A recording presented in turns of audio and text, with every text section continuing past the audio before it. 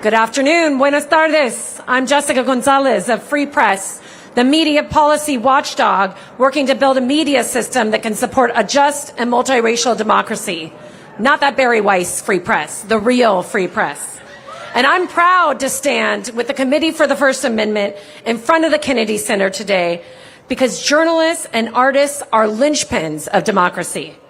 The right to speak, create, assemble, and protest without government interference and intimidation is fundamental, and it's under attack.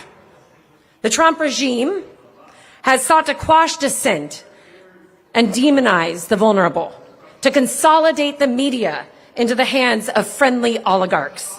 These moves are right out of the authoritarian playbook. And Trump's not even hiding the ball. He's out here bragging about how he is systematically censoring the media. Last year, Trump ally David Ellison took control of Paramount. To close that deal, he cut all diversity, equity, and inclusion efforts and installed a former Trump ambassador as a bias monitor at CBS. Paramount, yeah, boo. Yeah. Paramount paid the president $16 million to settle a specious lawsuit. And when Stephen Colbert called that settlement a big fat bribe, which it was, CBS dumped him. News giants have left the network because it's spiking stories critical of the administration. And now Ellison wants to buy Warner Brothers too, expanding his media empire to include a movie studio that just got 30 Oscar nods, along with CNN, HBO, and dozens of other networks. He's promised to make sweeping changes to CNN to win the Trump regime's approval. It's a slippery slope, my friends. Free Press has called on the state attorneys general to block this deal because no one oligarch should have this much control over the content we see. But it's not the only media merger keeping me up at night.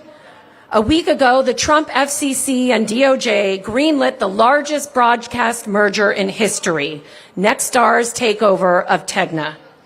Nexstar, you'll remember, was the first broadcaster to yank Jimmy Kimmel off the air when Trump's FCC chairman, Brendan Carr, called on broadcasters to censor him. The same Brendan Carr who said that broadcasters could lose their licenses if they don't repeat Trump's Iran war propaganda. The same Brendan Carr who is investigating stations for reporting about ICE and the terror they are raining on our communities. On Monday, Free Press, again, the real Free Press, sued the FCC to block the deal. Here's the thing. Media consolidation isn't just bad for journalism. It threatens creativity and artistic independence.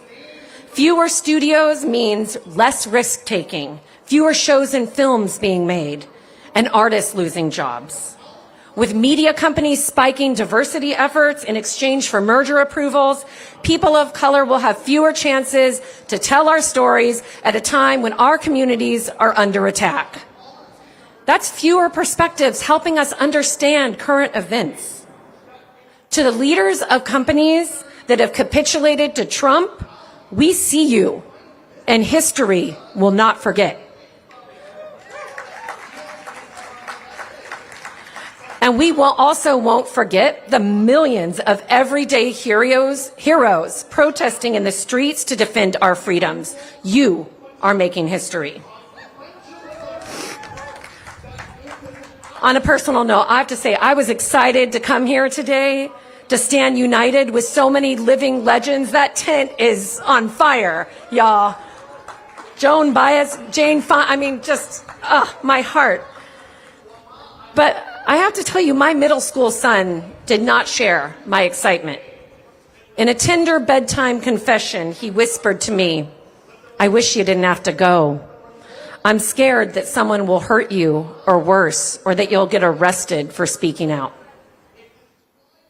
So I told him, that's exactly what the bullies in the White House want. They want to scare us into silence. And like any middle school bully, Trump won't stand down unless we stand our ground and stand up to him. So I am deeply grateful to Jane Fonda.